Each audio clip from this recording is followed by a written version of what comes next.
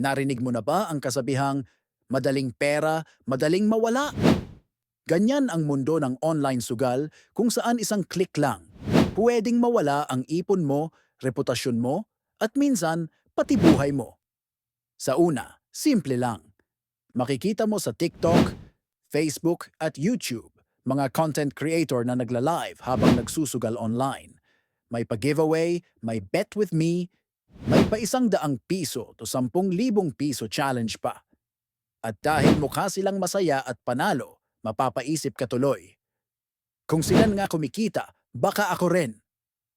Pero yan ang pain. Sa simula, parang nananalo ka. Pero habang tumatagal, dun mo marirealize mas marami kang nilalabas kaysa nakukuha. Ang mga illegal online gambling site ay parang modern na sabungan, pero digital. Ginagamit ang GCash, Paymaya, o crypto para magtago ng transaksyon. May mga agent o influencer na binabayaran para maghatak ng bagong manlalaro at bawat taong mapasali nila, may komisyon silang nakukuha.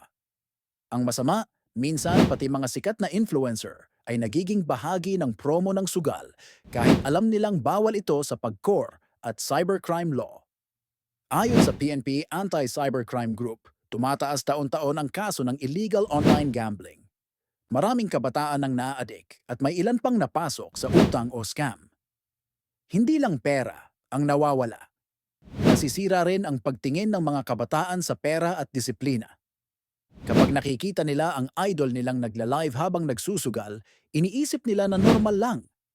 Pero sa totoo lang, karamihan sa mga win na pinapakita ay scripted o sponsored para lang makahatak ng views at players. At sa mga nadadala sa hype, ang thrill ng panalo ay napapalitan ng takot, pagkabaon sa utang at pagkapahiya. Yung iba, umaabot pa sa depression at pagsisisi. Ang online sugal ay parang apoy pwedeng magbigay init, pero kapag hinawakan mo, ikaw ang masusunog.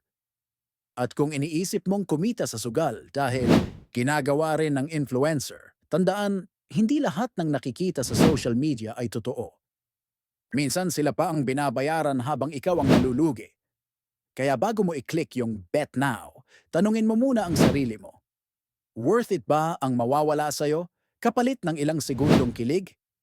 Ang tunay na diskarte ay yung marunong huminto bago pa masunog. Ang sugal ay hindi daan sa swerte, kundi patibong ng sistema